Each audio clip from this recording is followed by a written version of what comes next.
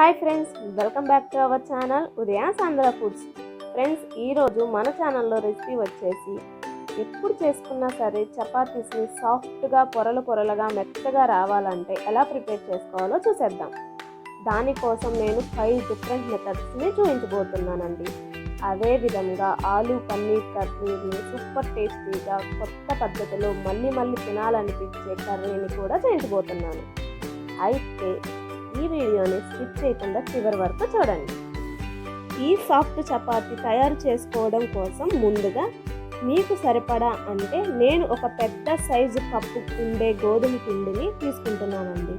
దానిలో 1/2 spoon salt, అలాగే 1/2 spoon sugar వేయండి.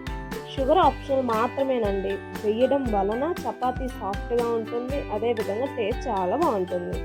అలాగే 2-3 టేబుల్ స్పూన్ ఆయిల్ వేసి పాలను తీసుకొని కొంచెంగా పోసుకుంటూ చపాతీ ముద్దల్లా బాగా కలుపుకోండి. పూర్తిగా పాలతోనే కలపాల్సిన అవసరం లేదండి, అది మీ ఇష్టం. పూర్తిగా వాటర్తో అయినా యూజ్ చేయొచ్చు, పాలపైన యూజ్ చేయొచ్చు, కొన్ని పాలు కొన్ని నీళ్ళతో అయినా యూజ్ చేయొచ్చు.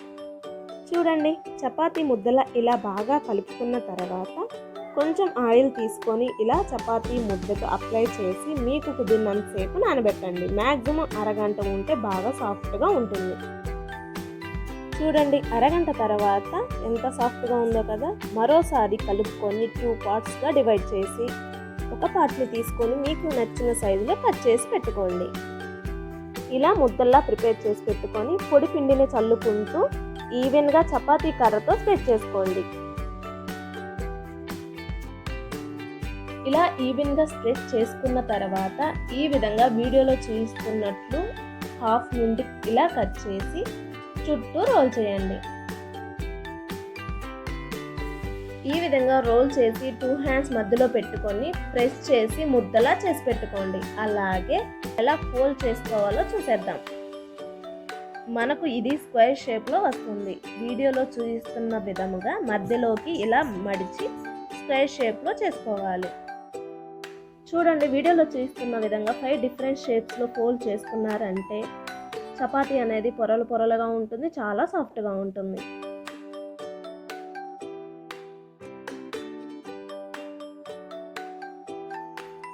ఈ విధంగా నచ్చిన షేప్లో ఫోల్డ్ చేసుకొని మళ్ళీ పొడి పిండిని చల్లుకుంటూ ఈ విధంగా స్ప్రెడ్ చేసుకోవాలి. ఇలా ప్రిపేర్ చేసుకున్న ఈ చపాతీస్ని మరీ పలుచగా కాకుండా మరీ మందంగా కాకుండా స్ప్రెడ్ చేసుకోవాలి. చపాతీల్ని బాగా పలుచగా చేసుకున్నట్లయితే చపాతీలు కాల్చేటప్పుడు చేతకాక చపాతీలు మెత్తగా కాకుండా క్రిస్పీగా వస్తాయి.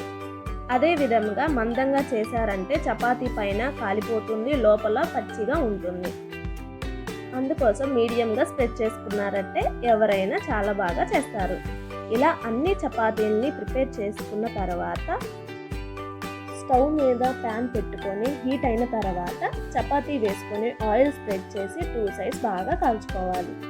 చపాతీ కాల్చడం రాని వాళ్ళ కోసం, మాడిపోతుంది క్రిస్పీగా ఉంటుంది అనుకునే వాళ్ళ కోసం చెప్తున్నాను. ప్యాన్ కొంచెం హీట్ అయిన తర్వాత మంటని మీడియం ఫ్లేమ్లో పెట్టుకొని చపాతీ వేసి ఒకవైపు ఆయిల్ స్ప్రెడ్ చేసి సెకండ్ వైపు వెంటనే టర్న్ చేసి సెకండ్ వైపు కూడా ఆయిల్ స్ప్రెడ్ చేసి వెంటనే ఫ్లిప్ చేయండి. వెంటనే ఫ్లిప్ చేస్తూ ఉండండి. అప్పుడు మాడిపోవడం, క్రిస్పీగా రావడం జరగవు. అలాగే బాగా మెత్తగా సాఫ్ట్గా వచ్చేస్తాయి.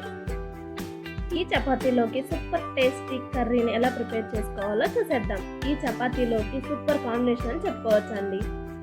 2-3 చపాతీలు ఎక్కువే తినేస్తారు. ఈ కర్రీ కోసం ముందుగా ఒక కడాయిలో 4-5 టేబుల్ స్పూన్ ఆయిల్ వేసుకొని ఆయిల్ కొంచెం హీట్ అయిన తర్వాత ముక్కలుగా కట్ చేసి పెట్టుకున్న పొటాటోస్ని వేసి కొంచెం ఉప్పు, కొంచెం పసుపు వేసి బాగా ఫ్రై చేసుకోవాలి.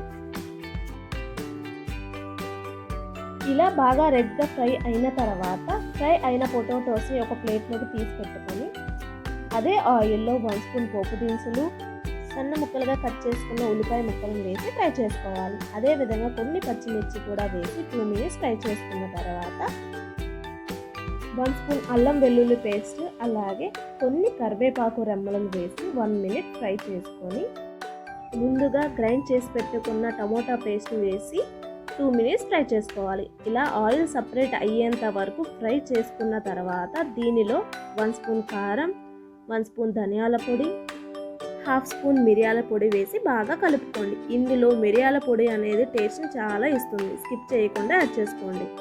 దీనిలో ఫ్రై చేసి పెట్టుకున్న పొటాటోస్ని కూడా వేసి బాగా కలుపుకోండి.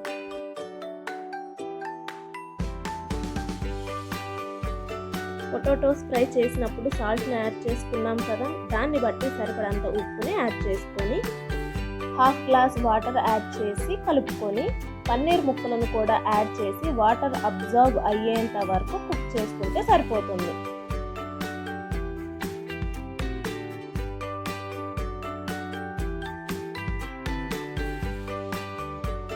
చివరిగా కొత్తిమీర వేసి సర్వ్ చేసుకోవడమే.